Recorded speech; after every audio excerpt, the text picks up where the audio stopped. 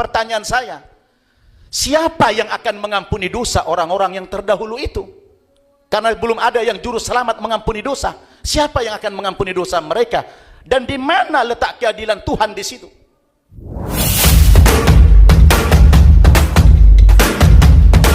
Pak Pendeta selalu mengatakan itu satu pribadi, ya, satu substansi tiga pribadi.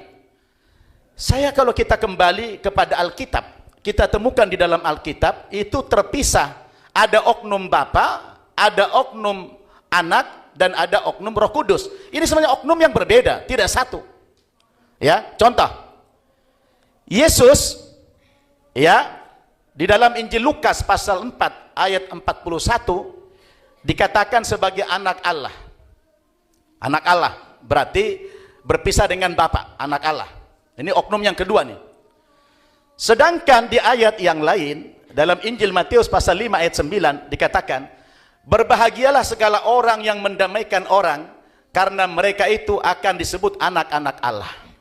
Jadi sebenarnya definisi anak bukan dengan pendekatan biologis, tapi pendekatan secara teologis. Nah, kalau anak, contoh dalam Islam dikatakan Abdullah, hamba Allah, anak juga.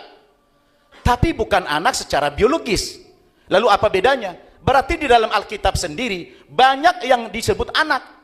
Orang yang mendamaikan disebut anak, bahkan Israel itu adalah anak yang paling tunggal disebutkan di dalam Alkitab. Ya, anak yang paling tunggal adalah Israel. Saya tidak tahu Yesus anak yang keberapa itu. Maka kita harus memahami bagaimana logikanya. Ini adalah oknum yang terpisah. Ada oknum Bapa, ada oknum Anak, dan anak jangan dipahami bersatu dengan Bapa. Itu keliru. Kenapa? Karena di dalam Alkitab begitu banyak dalil yang kita temukan. Orang yang mendamaikan disebut anak-anak Allah, orang Israel juga dikatakan anak-anak Allah. Tapi jangan dipahami anak itu bersatu dengan Bapa, tidak. Bagaimana Anda melogikakan ini? Kalau bisa, ya saudara-saudaraku umat Nasrani, jangan mendominasi agama itu dengan pendekatan akal semata. Jadi, maka dalam Islam, kami selalu mendahulukan nas, dalil nakli namanya. Baru nas ini bisa dipahami dengan akal. Jadi kalau akal lebih dominan daripada nas, itu bahaya. Nah, saya mengutip ini kan dalil, ada nas. Nah, ada nasnya tertulis di dalam Alkitab sendiri.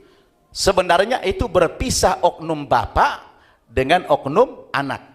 Yang kedua, di dalam iman Nasrani dikatakan, tadi sudah disebut Pendeta Moses, Yesus tidak berdosa, tapi dia hadir dalam rangka menebus dosa.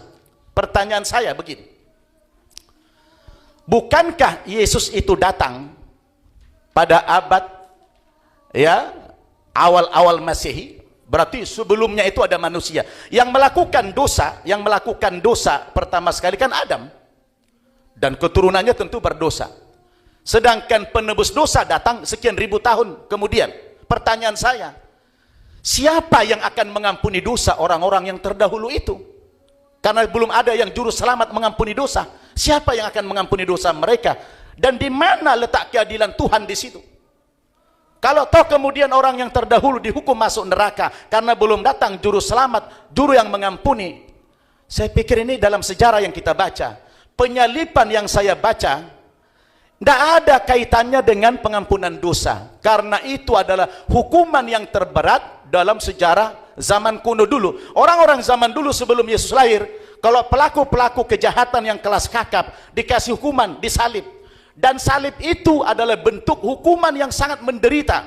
Beda dengan orang dihukum gantung langsung mati, dihukum pancung langsung mati, dihukum pakai listrik langsung mati, ditembak langsung mati. Sedangkan penyalipan ini adalah bentuk penyiksaan yang sangat mengerikan sekali. Tidak langsung mati, dia dipaku dulu. Lalu ada pertanyaan saya menarik, tolong dijawab nanti Pak Pendeta. Itu kan Yesus ketika disalib, ada dua orang di kanan kirinya. Kebetulan saya sudah 2 kali berangkat ke Yerusalem. Saya sudah berangkat ke Bukit Golgota. Di kanan kiri Yesus ada 2 orang yang disalib, penyamun, pelaku kejahatan dulu. Kalau konsep penyalipan itu dalam rangka menebus dosa manusia, pertanyaan saya, 2 orang yang disalib terdahulu itu menebus dosa siapa? Kalau ada dihubungkan penyalipan dalam rangka menebus dosa manusia. Jadi ini bagaimana kita melogikakan ini? Jadi kita tidak boleh lari dari teks juga. Itu ada teksnya. Sebagaimana Prof. Egy tadi mengatakan, sejarah Tritunggal itu kan datang kapan? Abad keempat Masehi. Ketika terjadi Konsili Nisea tahun 325 Masehi dan diperkuat oleh Kaisar Konstantinopel tahun 381 Masehi. Artinya sebelum itu tidak dikenal konsep Tritunggal itu. Bagaimana ada Tuhan? Konsepnya tidak konsisten. Ini kan bahaya ini. Semestinya yang namanya Tuhan itu tidak berubah-ubah. Dari sejak manusia pertama, Adam, sudah harus begitulah konsep Tuhan. Kalau berubah-ubah itu bagaimana? Ya. Terima kasih. Cukup ya? Terus ya? Ya, habis. Oke. Pertanyaannya luar biasa, sepakat ya, luar biasa. Jadi ada 4 pertanyaan Pak ya, saya simpulkan dari pertanyaan beliau, biar nggak lupa. Tapi dari catat ya Pak ya. Ya, yang pertama tadi adalah Yesus itu menebus dosa. Bagaimana Adam yang lahir ribuan tahun sebelumnya? Siapa yang menebus dosa dia? Yang kedua, kalau penyaliban itu adalah untuk menebus dosa, di Bukit Golgota apa? Ada Bukit Golgota itu ada 2 orang penyamun kriminal yang disalib karena salib bentuk hukuman. Menebus dosa siapa? Terus yang ketiga, Tritunggal itu atau Trinitas itu konsep yang dilahirkan melalui konsili di tahun 325 Masehi. Berarti sebelum itu konsep Trinitas di kekristenan seperti apa? Dan yang keempat, apa tadi Pak? Saya lupa pertanyaan Anda. 3 dulu itu ya?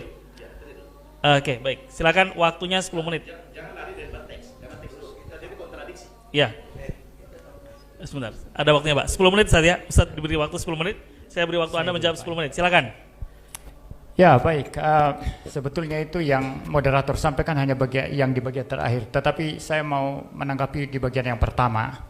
Tadi yang banyak bicara mengenai Trinitas dan juga menyinggung yang saya katakan ilegal itu menafsir Alkitab tanpa keahlian atau tanpa ilmu ya untuk menafsir satu teks. Nah yang pertama-tama begini, masalah analogi tadi. Pak Nababan berhadapan dengan pendeta yang tidak belajar. Ya seperti itulah. Masa Allah seperti rokok. Rokok itu bahkan lebih hina dari manusia. Manusia lebih mulia daripada rokok benda mati. Jadi kalau Allah dianalogikan, diilustrasikan dengan rokok, ini maaf, inilah pendeta yang bagi saya itu mengilustrasikan dengan cara yang sangat bodoh. Ya. Jadi Allah itu tidak sama dengan rokok. Karena ketika rokok Anda lepaskan semua, cengkeh tok itu rokok enggak? Cengkehnya saja rokok enggak? Kan bukan. Ya. Dalam Trinitas itu Bapa adalah Allah sepenuhnya, Sang Firman Logos yaitu Yesus Kristus Allah sepenuhnya, dan Roh Kudus adalah Allah sepenuhnya. Jadi ilustrasi rokok enggak masuk di sana. Makanya karena tidak ada ilustrasi analogi apapun untuk menggambarkan Trinitas, maka saya hanya berbicara prinsip unity and diversity yang saya katakan itu niscaya di mana-mana Anda tidak bisa sangkal itu. Bahkan saya menantang di sini buktikan di mana satu eksistensi yang nol putul dan tidak ada kejamakan apa-apa, tidak ada. Jadi kita berbicara manusia, berbicara laptop, berbicara keilmuan apa saja, bahkan istilah universitas, bahkan kita berbicara konsep mengenai Allah dan pikiran kita yang terbatas, kita tidak pernah lepas daripada prinsip unity dan diversity, seperti itu. Jadi ilustrasi loko tadi itu jelas sudah masuk itu ya. Itu, saya jawab dulu Pak. Maksudnya yang ditanyakan apanya yang diminta dibuktikan? Saya jawab pertanyaan ini Pak, bukan sedang bertanya. Ya, Bapak, enggak, ini waktu saya dulu. Saya menjawab. Nanti kalau waktu Anda silakan jawab tantangan saya. Ya. Jadi itu yang pertama ya. Lalu yang kedua, masalah ilegal tadi. Kenapa saya katakan ilegal? Kalau mau mempelajari Alkitab dengan sungguh-sungguh, pertama-tama presuposisinya adalah Anda percaya bahwa yang saudara pelajari itu benar. Artinya benar dalam pengertian dapat dipelajari. Kalau sesuatu yang Anda mau pelajari itu Anda sangkal ini palsu, ini tambal sulam, ini tidak benar, lalu yang Anda mau pelajari apanya? Sebentar ya. Saya pikir dia mau menanggapi. Ya, jadi yang mau Anda pelajari itu apa? Kalau kita tidak mempercayai sesuatu, kita pelajari apanya?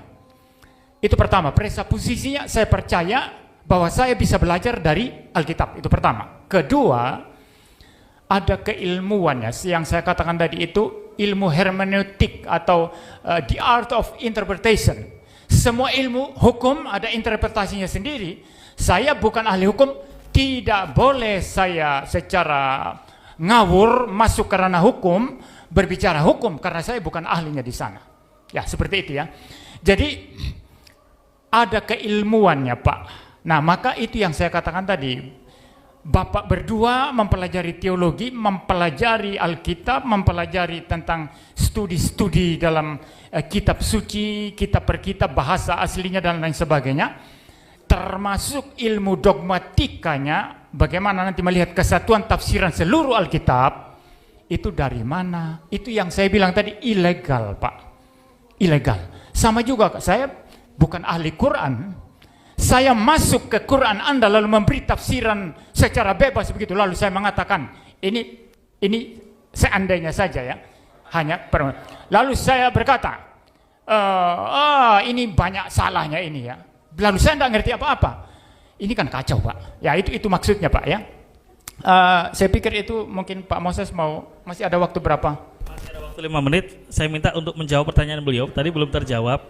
Beliau kan bukan ahli kitab, bukan ahli Injil, bukan ahli Bible. Jadi tolong dijawab bagaimana mendefinisikan bahwa sesuatu itu kalau sudah terpisah masih objeknya adalah oknumnya adalah Allah.